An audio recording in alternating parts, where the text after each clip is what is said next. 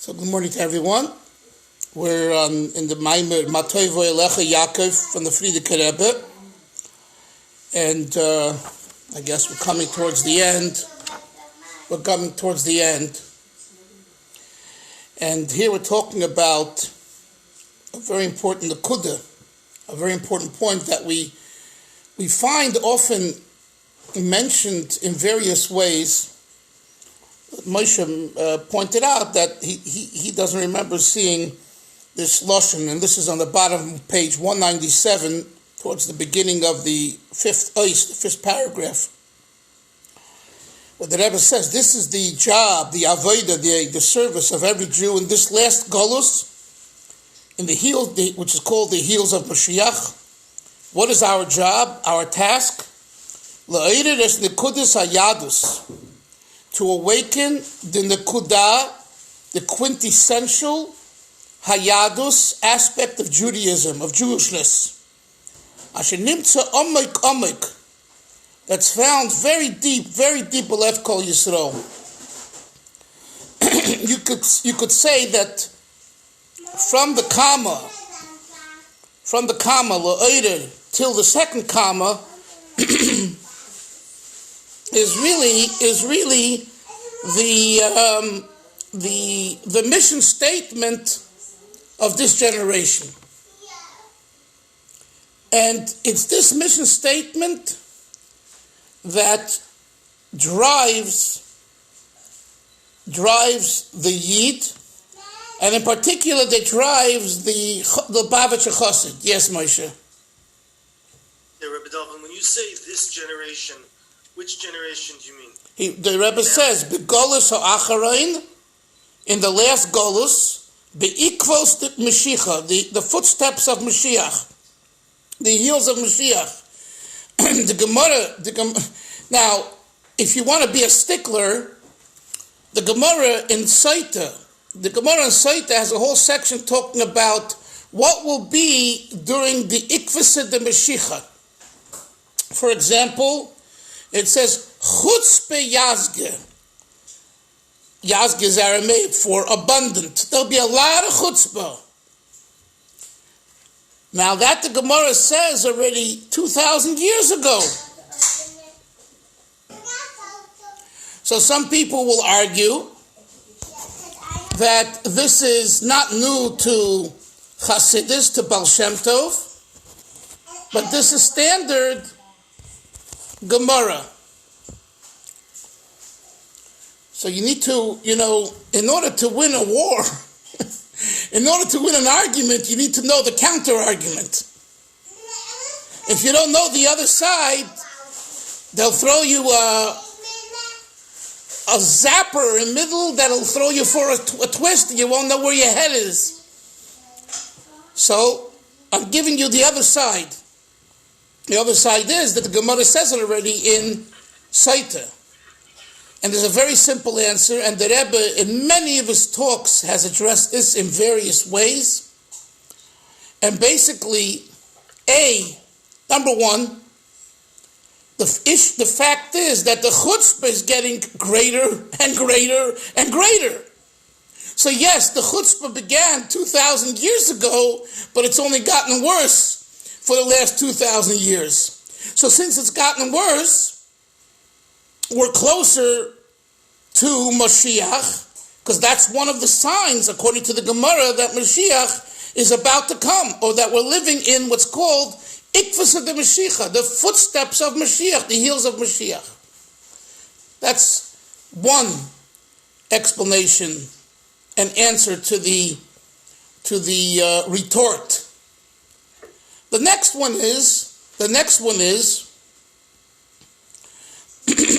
that the chutzpah yazge, the abundant chutzpah that we have experienced the last 2,000 years didn't involve a level of assimilation of which began, you could say, from 1880 into the early 1900s and then post-Holocaust. Because if you look at if you study history, let's say the Spanish Inquisition, the late 1400s, early 1500s. Nevertheless, with all of the disaster and killing and everything else, like I told you once, I had a stopover in Spain, and I decided to go up to Toledo, and I went there, and as soon as I can get out, I ran out because the place was full of, I just felt sick walking on Jewish blood. So we've gone through a lot, right? Nevertheless, I'm sorry for the noise, the children, the grandchildren. So, nevertheless, the assimilation that began really post-Holocaust, we never saw such assimilation. That amount of assimilation and the quality of the assimilation we didn't see. At the same time, we never saw such a Baal Teshuvah movement ever in history. Never. And these are facts. These aren't made up bubba mices. These are facts on the ground. The amount of people that assimilated and the amount of people that returned to Hashem are astronomical. So when the Gemara says chutzpah yazge, there's an abundance of chutzpah, the Gemara doesn't talk about the positive aspect of chutzpah. If you look into Gemara in Saita, it's talking about the negativity of chutzpah. Is there anything positive to chutzpah? Yes, there is. It's called a rebound. And on the rebound, you can throw the ball down the court, and then it's a stuff. It's a tremendous breakthrough. So the Gemara waited, in a sense, 2,000 years for the chutzpah yazge to turn into something positive. Moshe, does that give you some clarity to your question? It gives you a greater perspective? Okay. But as I said, this line over here, 197,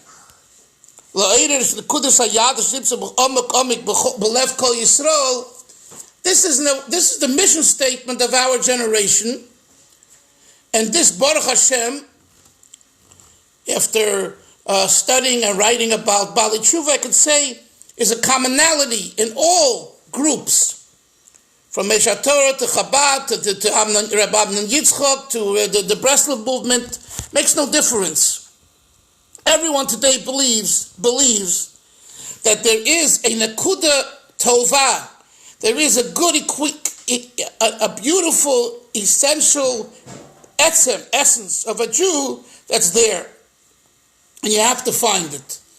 It used to be, it wasn't this way, but today, in our century, and the Hasidic groups of Belz, Baviv, Satmar, groups that years ago, were so against, putting on tefillin with Jews that are not religious and asking questions. How can you do that if they didn't wash their hands?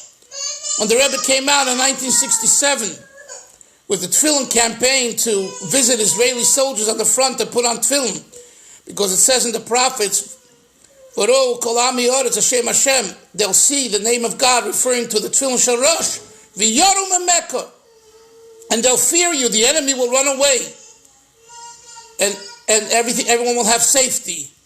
So the right away there was the darts thrown. How could you do that if they didn't wash their hands? And the Rebbe answered the questions, because they are halachic questions. See, the Rebbe didn't take the attitude as, you're just a troublemaker, right? You're just a troublemaker. No. He asked a question. He deserves a legitimate halachic answer. And the Rebbe answered those halachic questions, and they're printed in his svarim. The point being, that was then. 67, early 70s, now it's 50 years later, and no one's asking those questions anymore. The story I told this week on my weekly clip, history clip, I'll share it with you now here. In Chicago, post-Holocaust, there was a Rav, his name was Rabbi Tzvi Hirsch Meisels. Before the war, he was a Rav, a rabbi, in a city in Hungary called Weizen, or Weizen, Weitzen. It's in the Pest area of Hungary. Anyway, he came to Chicago, and he was Hungarian, and he was, I think, a relative or a student or both of the Satmar Rebbe, Rabbi Yoel Teitelbaum. But he learned very quickly that Chicago is not Hungary, and Chicago is not Satmar. And, if you want to build Yiddishkeit here, you have to use a different approach. I believe he was friendly with Rabbi Shlomo Zalman Hecht, who was the first Shliach and Rav of the Rebbe, of the Frierdiker Rebbe in the 1940s. And he, it seems to me, he identified with him. Holocaust survivors, including those of rabbinic nature, many of them outside of the New York area, you could say, they mellowed out. Many of them mellowed out in the sense that they just started to see that there's a whole different approach they need. Anyway, this rabbi, the Weizsäcker Rav, gained favor in people's eyes, and he became an accepted rabbi in the Chicago community. It came the 60s, and I'm sure he was mesmerized by the counterculture hippie movement, to say the least. And one day, supporters of his came to him and said, "Rabbi, our son, who, we sent to the Telz Yeshiva in Cleveland, and he did very well. And from there, he graduated and he went to Torah V'das in Brooklyn. And he did very well there too. So something happened in the 60s where he decided to leave Frumkeit, Judaism, Yiddishkeit. He became a hippie. And can you help bring him back to Yiddishkeit?" The rabbi said, "Yeah, I'll do what I can. I'll try to speak to him." The next time he was in town, he invited him in, he called him in, and he said, "Listen, I heard that you're living on Eastern Parkway. Eastern Parkway is close to 770. It's also on Eastern Parkway. And there's a Lubavitcher Rebbe there." He had known about the Rebbe because he sent a student named Mendel Greenberg in the early 50s to learn in New York. He wanted him to learn in Satmar, but the Satmar Rebbe told the Weizsäcker Rav, he said, "An American boy won't do well in my yeshiva. We have broken windows, we don't have much food, we have benches, we don't have comfortable beds. A Chicago boy needs to have a normal place." It's hard to imagine that the Satmar Rav, what Satmar is today, with Kanei Nahara, their buildings, you go into Williamsburg, I think I told you, I was there a few years ago, it's unbelievable. It's on every few blocks, entire buildings of yeshivas and schools and shuls. And to think that in 1951, he tells the Weizsäcker Rav, "Don't send this student here because we have, dilapidated building and it's not good." Anyway, so the Satmar Rav said, "Send him to Chabad, to Lubavitch," because the Frierdiker Rebbe opened already the yeshiva in 1940 or 41. And that's more balabatish for him, okay?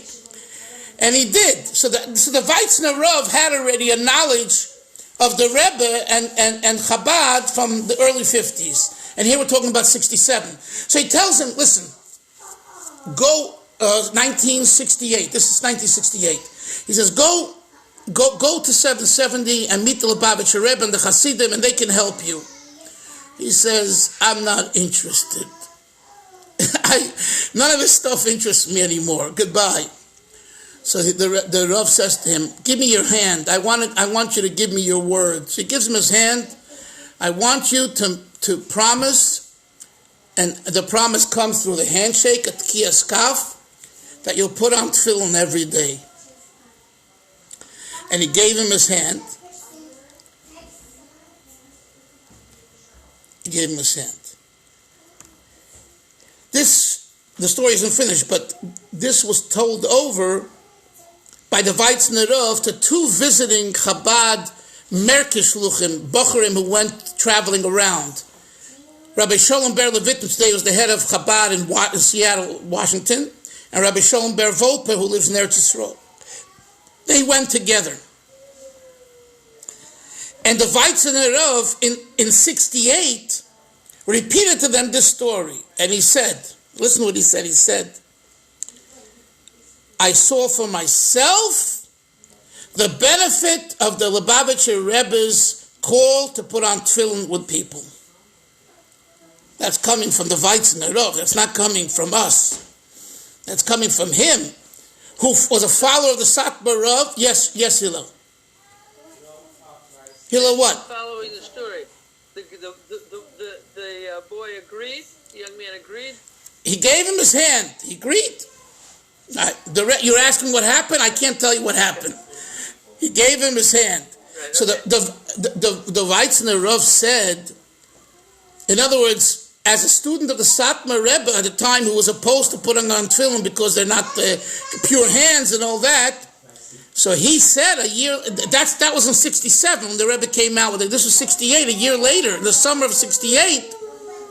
So he said, but I saw for my... So it seems like Hillel that he agreed to put on tefillin, and maybe he started to do tshuva. You know what I'm saying? That part was not related, so I can't tell you. But I would think that was... Regardless, even if not, the fact that he agreed, the Weitzner Rav saw. I mean, why would he have recommended to him to put on tefillin if it's against halacha? So the Weitzner Rav said, I saw the benefit. I'm telling you the story. I'm telling you the story because we learn here in the Maamar that the Nekudas Hayadus is Belev Kol Yisrael, Omuk, deep.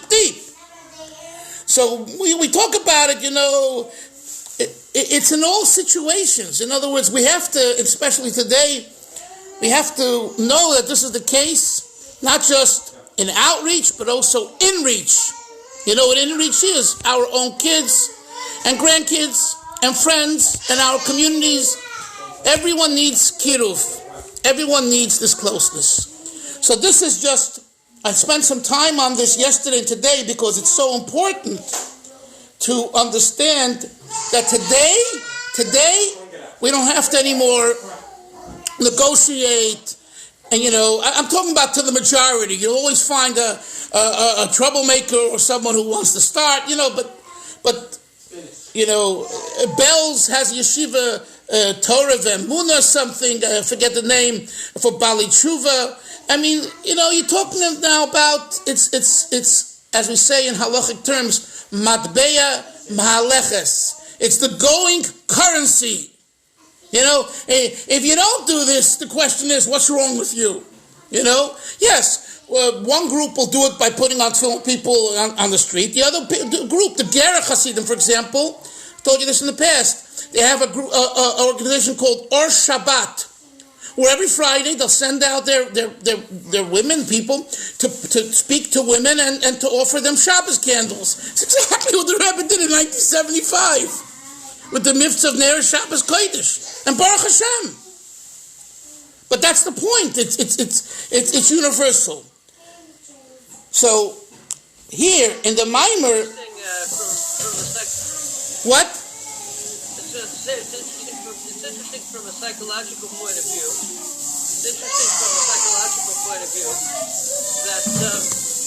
That like you begin with behavior.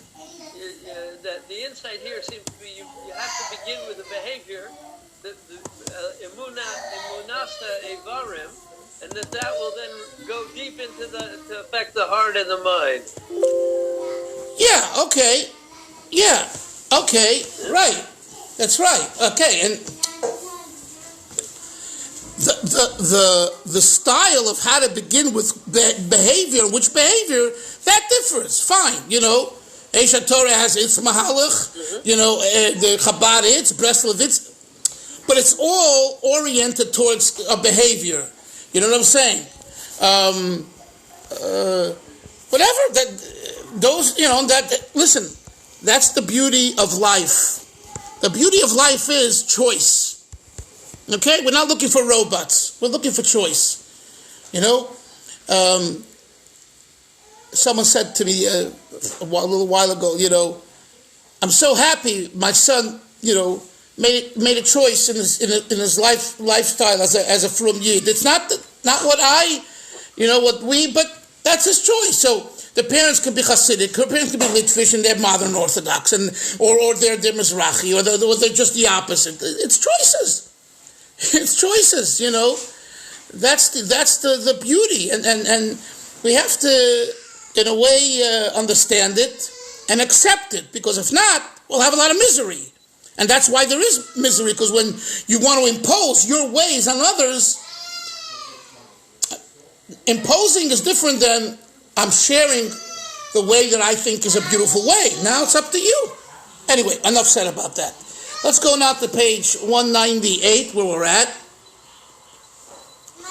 We are... Yeah. Rabbi Delphin. Yes. I just want to mention that in Chicago, for some time now, for a long time, there's been a Weitzner Cheder. Oh. In Chicago. It's for years. I mean, I don't know when it started, but just mentioning it, and I think it's grown over the years.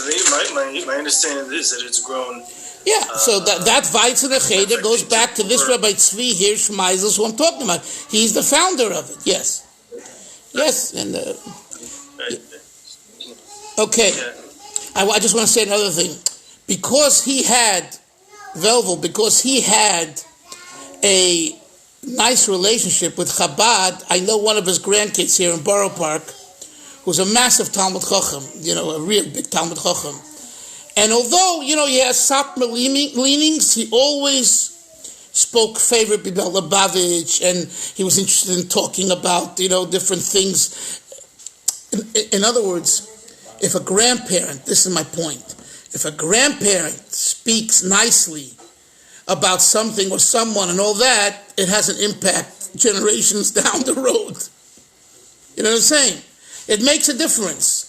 If they hear negativity, they walk away with negativity, and it's passed on. They make with the nose, you know what I'm saying? But if it's positive and it's warm, and they're still wearing they call them the beaver hat and the struckers and the whole, the garb, you know what I'm saying? Real Satmar garb. But it's what comes from the heart. Okay. Let's go to page 198, and we are,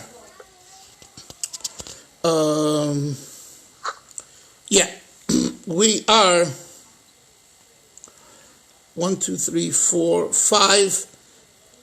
6 lines for the top. In the middle of the line, where it says, Ki'im b'koyecho atzmi shebenefesh. How are you able to... Okay, he's making the difference, let's go to between avodas habirurim, refinement, and avodas hadisyonos, tests. And basically he said the refinement is the object, the item, to deal with the item and to refine it. And a test, overcoming and passing a test, involves how strong you are. So he says, when you awaken the essential koyach, your essence of your nefesh, shehu inyan his galus etzem hayechito. This means when you reveal your very essence, which is called yechida. There are 5 levels to to the neshama. Nefesh, ruach, neshama, chaya, yechida. Nefesh taps into the practical. Ruach taps into the emotions. Neshama taps into the seichel. Chaya taps into what we call will and pleasure, rotzen and tainuk. And yechida is the essence. So the Rebbe says to ultimately overcome any and all kinds of nisyonos, it requires one to reveal their yechida, udveikusa shel nefesh belikus, and how the soul is totally bonded and connected to godliness.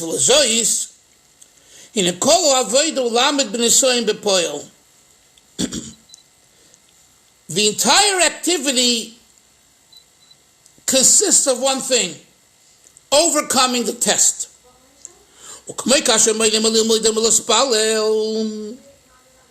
When a person is prevented from learning or davening, you have to overcome the test in actuality. Very important. You'll do that not by waging war. Not by argument and answer. Sounds familiar? Right? You're going to try to argue the case. This isn't law. This is essence. Essence means this is how I feel. I'm not interested in anything. But he says, I want to just, how would you answer this? And what would you say to this? Not interested. I'm not interested, my friend. I know this is the emes, and I'm going for it.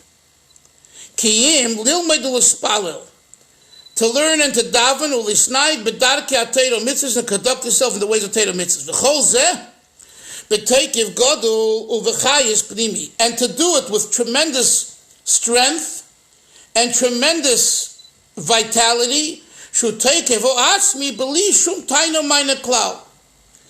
It's the essential strength, and again he says, without any argumentation and discussion. This is the way to overcome tests. So here's the recipe, my friends. How do we overcome tests? You don't engage in argumentation and discussions. You just know what the goal is, and you work to getting to the goal. That's it. Later, once you've passed the test, then you can engage in discussions. For all Jews are believers, children of believers, by having simple faith, knowing Hashem is the only one, there's nothing besides God. And Torah mitzvahs are eternal.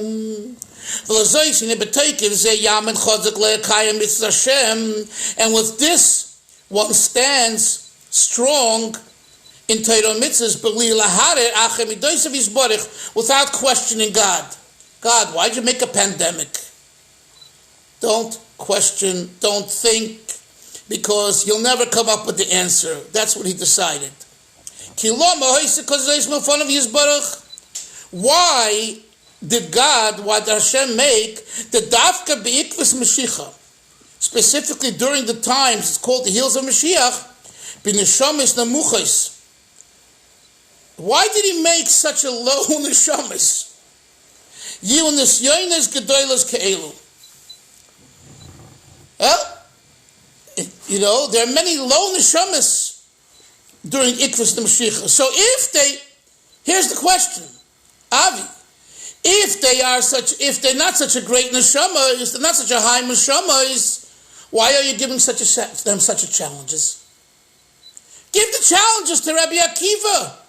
Today's challenges.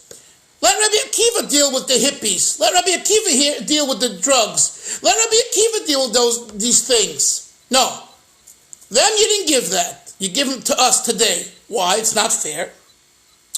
So the Rebbe says, don't think about this. No, it's a good question. I don't have an answer. But don't change the course of action that's needed now.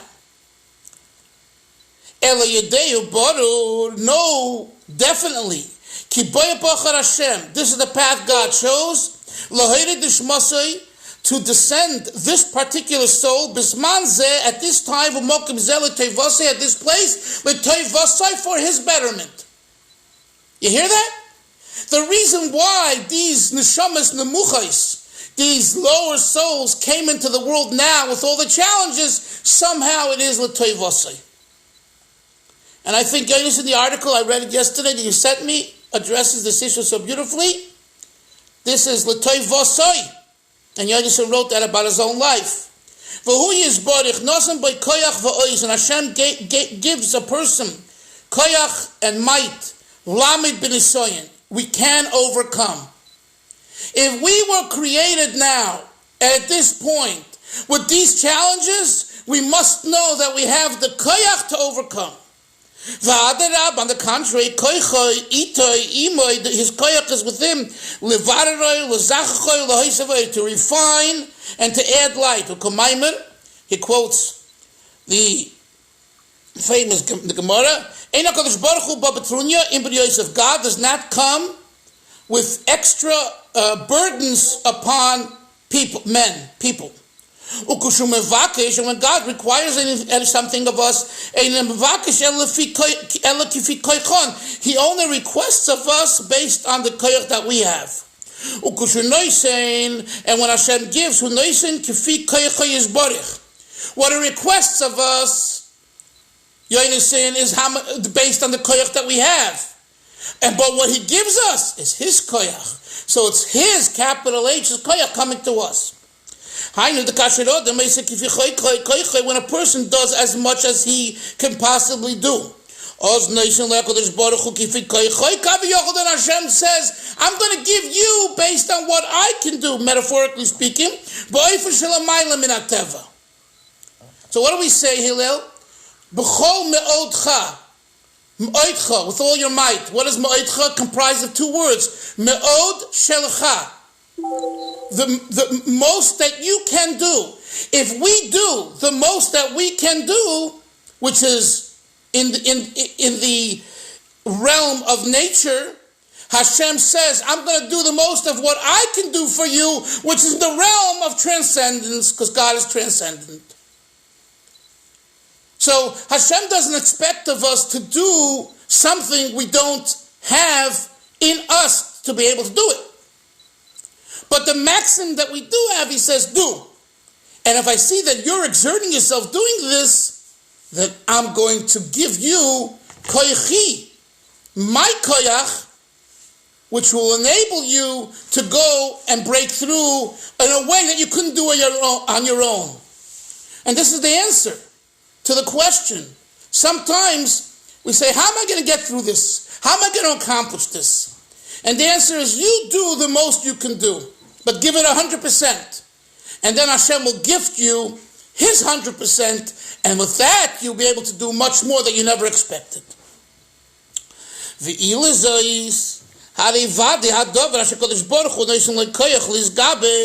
And together with this, Hashem gives you the power to overcome, I'll call hamanios, on all obstacles, and to complete the divine intent and purpose of why we were created. If so, it all depends on our avodah working with yourself to awaken the essence of your soul, to overcome the Tesla's kasher, top of page 199. But to connect yourself and bind yourself to Hashem through learning Torah, doing mitzvahs. And this is now, he goes back to the opening phrase of the Maamar. Tovu elecha Yaakov, how good are your tents, Jacob? Shehem abotei knesiyos. This refers to the shuls. Ubatei medrashim and the base medrash. Look out, notice, Chevra. He says the words osios Torah, by putting effort into the words of Torah. How? B'shiurei erev v'voiker, having shiurim in the evening and the morning, because most people work during the day, except us. Yeah, we're adding B'tzohorayim here. B'shiurei erev v'voiker, berabim davka, together in a shir like we're doing. So that's Matovu o Halecha, Yaakov. Umishkenesecha Yisrael, the last part, your tents of Israel, Shehem Ho'avasreim, the friendly love, the Bruderschaft, the brotherlyhood, the Kinyan Amidas Tovis, acquiring nice midas, nice behavior and character, Haba Melimet Pnimis HaTorah. That comes from learning Pnimis HaTorah, because Pnimis HaTorah, the inner dimension of Torah, really gets you to look at yourself in the mirror. So, and we look, and we talk, and we discover, and we work. And we empty out what's no good, and we keep what's beautiful. This is what David HaMelech says. I've given to those that fear me. So in other words, to overcome the nisyonis. So he says, but I emphasize, he says it, in other words, philosophizing, this doesn't mean you shouldn't understand the Gemara you learn and the Mishnayos and the Ramchal and the Svarim. Of course you have to understand, but don't never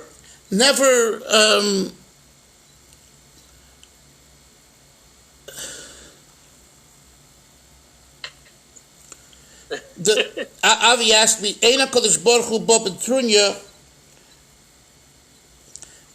Avi, if you look on page 198, God does not come Betrunya, note 5, hey, at the bottom, Ba'alila, with an alila is like, what's the word in English?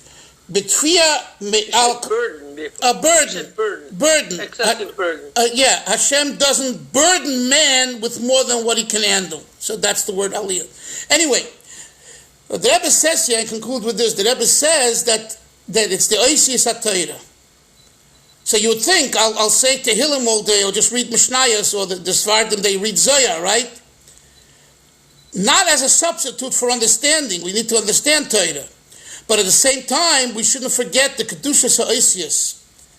So, when you learn together, and you say the words, let's say, even when we learn the Maamar, and you're able to say the words to yourself, it adds to the Kedushas of the learning, the holiness, I don't know if you've ever been to a Shir, Chavre, but sometimes I've been to Shiurim where when the Rav, or the teacher, as he says, different parts of the shir, everyone joins in, says the verse or the chazal together. I don't know if you ever saw that, but I have, and it's not that, it's a certain style of learning together. You know what I'm saying? It's like or like how when there's the Kriyas HaTorah, certain Monday and Thursday, certain end of the Kriya, there are certain psukim that everyone will say together. You ever, right? That's what I mean. It's like, why? It became, I don't know, everyone says together the last word. I'm saying that the Kedushas HaOisius, the Rebbe, the Frierdiker Rebbe, throughout his Maimorim over the years. Why does everybody say? What? I think that the king of that one is on Yontif. They go and for Mafta they go Kaele, right? Everybody right. Right. But that's not Mafta. That's in That's Chol HaMoed. That's the davening Chol HaMoed. Chol HaMoed. Yeah, whatever. But it's okay. No, I know what you mean. Right, you've got to remind us of the pasuk. But anyway, I just conclude that the Rebbe says here that the Nesatel Echad Nes Leis. How are you able to overcome? Because we will invest ourselves in these things, including in Avas Re'em V'Kinyan Hamidas Tovis, which comes from Pnimius HaTorah.